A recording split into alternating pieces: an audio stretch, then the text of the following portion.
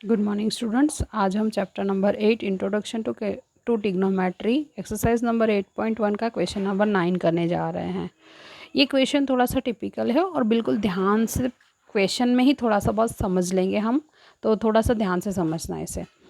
अब आपको एक ट्राइंगल दिया गया है ABC, जिसमें एंगल B जो है वो 90 डिग्री का दिया है और आपको 10A की वैल्यू दी है।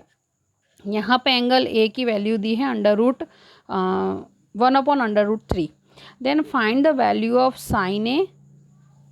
फर्स्ट क्वेश्चन है sine A into cos A और दूसरा plus cos A into sine A, और दूसरा क्वेश्चन दिया है cos A into cos C minus sine A into sine C. तो आपको यहाँ पे क्वेश्चन को देखते हैं तो एक बार एंगल ए दिया हुआ है और एक बार एंगल सी लिया हुआ है, मतलब दोनों एंगल को लेकर करना है आपको क्वेश्चन को। तो आप यहाँ देखोगे तो ए एंगल को सेम मानोगे तो साइन ए की वैल्यू चाहिए और कॉस ए की वैल्यू चाहिए। दूसरी तरफ देखेंगे तो कॉस सी की वैल्यू चाहिए और यहाँ पे आप देखेंगे कॉस ए की वैल्यू भी चाहिए, मतलब दोनों वैल्यू चाहिए। मतलब एक बार एंगल ए को रेफरेंस मानेंगे, एक बार एंगल सी को रेफरेंस मानेंगे। क्लियर? तो दोनों वैल्यू फाइंड करनी है आपको। जैसे कि हम इस क्वेश्चन को समझे तो एक ट्राइंगल लिया है एंगल ABC। अब B 90 डिग्री का है, एक बार एंगल A को रेफरेंस मानोगे तो फिर से थोड़ा सा बता रही हूँ कि एंगल A को रेफरेंस मानोगे तो ये इसकी परपेंडिकुलर साइड हो जाएगी। क्लियर? जब एंगल A है तब, और ये एंगल इसके ऊपर लेआउट है, मतलब बेस ये हो जाएगा आपका, और हाइपोटेन्यूस तो कॉमन रहता है। अगर दूसरे एंगल C को हम रेफरेंस माने तो एंगल के अपोजिट साइड जो होगी वो क्या हो जाएगी, एंगल C के लिए AB हो जाएगी। तो जो एंगल A के लिए बेस हो जाएगा वो एंगल C के लिए वो परपेंडिकुलर हो जाएगी, और ये एंगल इसके ऊपर लेआउट है, मतलब ये बेस हो जाएगा। क्लियर? ये दोनों चीज़ें ध्यान रखना।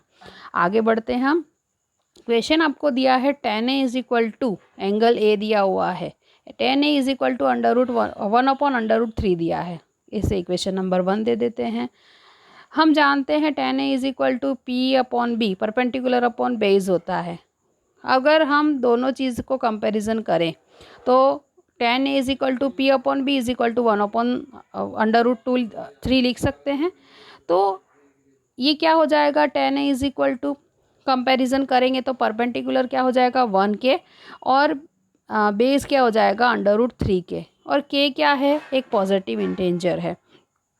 आगे हम क्वेश्चन को करते हैं तो आप देखेंगे, अब हम हाइपोटेन्यूस फाइंड करें तो tan A = 1/√3 perpendicular upon base. Hypotenuse find करें तो इसके बेस पे हो जाएगा आपका हाइपोटेन्यूस क्या हो जाएगा AC, बेस हो जाएगा AB और BC का स्क्वायर।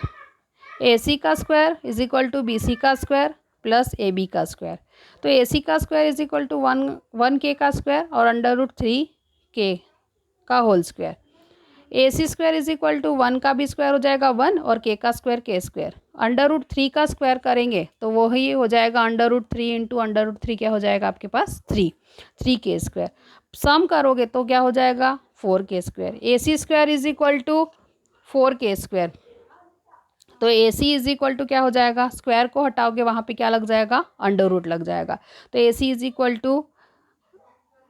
4 का अंडर क्या होगा 2 और k का अंडर और स्क्वायर का अंडर हो जाएगा k। तो आपके पास AC = 2k। हमें फिर से बात वही बता रहे हैं कि साइड कभी भी नेगेटिव नहीं होती है, तो AC बराबर हमारे पास क्या आ जाएगा 2k। तो अब हमें तीनों वैल्यू मिल गई है, बेस, हाइपोटेन्यूस और परपेंडिकुलर की। अब एंगल A को रेफरेंस मानेंगे। मैंने पहले वहाँ पे बताया आपको, एक बार एंगल A लेना है और एक बार आपको क्या लेना है, एंगल C लेना है। तो हम पहले एंगल A को रेफरेंस मान के साइन और कॉस की वैल्यू फाइंड करते हैं। तो हम फिर से वही डायग्राम के ऊपर आते हैं। एंगल A को रेफरेंस मानेंगे, हमें दिया गया था परपेंडिकुलर अपॉन बेस। तो एंगल A के सामने वाला परपेंडिकुलर क्या हो जाएगा BC 1A, और बेस क्या हो जाएगा √3k। हाइपोटेन्यूस हमने अब भी फाइंड किया 2k। अब हम साइन A की वैल्यू पहले फाइंड करते हैं तो क्या हो जाएगा, perpendicular upon hypotenuse 1k upon 2k। k से k कैंसिल हो जाएगा, आपके पास आ जाएगा 1/2। इस तरीके से cos A की वैल्यू फाइंड करेंगे। हमें पता है B/H होता है √3/2k। ये फिर से k से कैंसिल हो जाएगा, √3 अपॉन 2 हो जाएगा। दोनों वैल्यू फाइंड हो गई आपकी। आगे हम फाइंड करते हैं एंगल सी की बात करें, फिर से डायग्राम के ऊपर आते हैं। एंगल सी की बात करें, हम डायग्राम ओरिजिनल वाला ही लेंगे क्योंकि हमें वैल्यू वही दी थी, पर इसमें क्या चेंज हो जाएगा, परपेंडिकुलर चेंज हो जाएगा और हाइपोटेनियस चेंज हो जाएगा। अब एंगल सी को रेफरेंस मानेंगे तो परपेंडिकुलर क्या हो जाएगा, ए बी हो जाएगा। क्लियर? तो परपेंडिकुलर क्या हो जाएगा, √3k, और बेस क्या हो जाएगा, ये एंगल इसके ऊपर लेआउट है मतलब 1k, और हाइपोटेनियस आपका हो जाएगा 2k। क्लियर?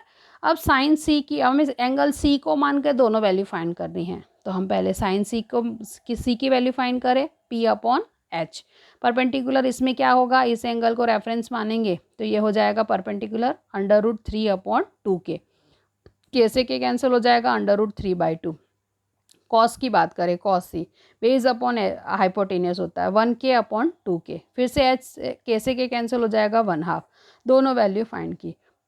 अब हम अपने ओरिजिनल क्वेश्चंस के ऊपर आते हैं। क्वेश्चन में दिया है sine A cos C, cos A sign C.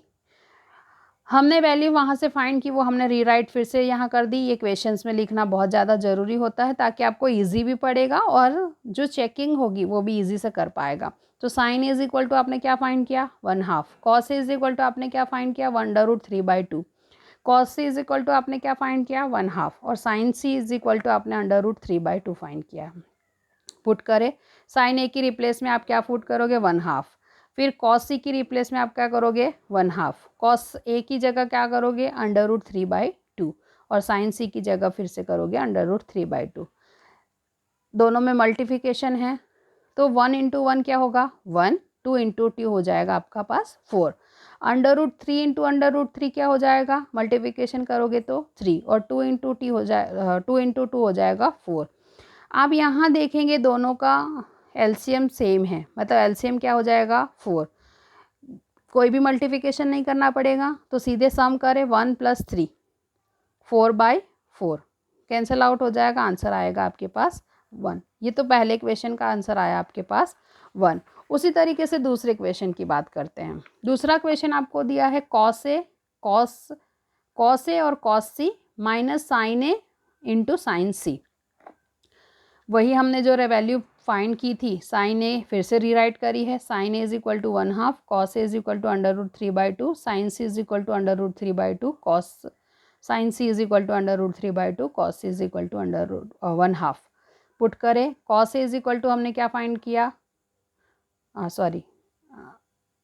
Cos A is equal to क्या फाइंड किया, √3/2, और cos A is equal to हमने कॉस सी हमने क्या फाइंड किया, 1/2। उसी तरीके से साइन ए हमने क्या फाइंड किया, 1/2, और साइन सी की वैल्यू क्या है, √3/2। मल्टीप्लिकेशन करोगे तो √3 × 1 √3, 2 × 2 4, 1 × √3 और 4। आप देखोगे दोनों वैल्यू सेम है, कैंसिल आउट हो जाएगा, आंसर क्या आएगा आपके पास, 0। तो आपका फर्स्ट पार्ट है उसका आंसर आया 1, और सेकंड पार्ट आया है उसका answer number 2। Thank you for watching.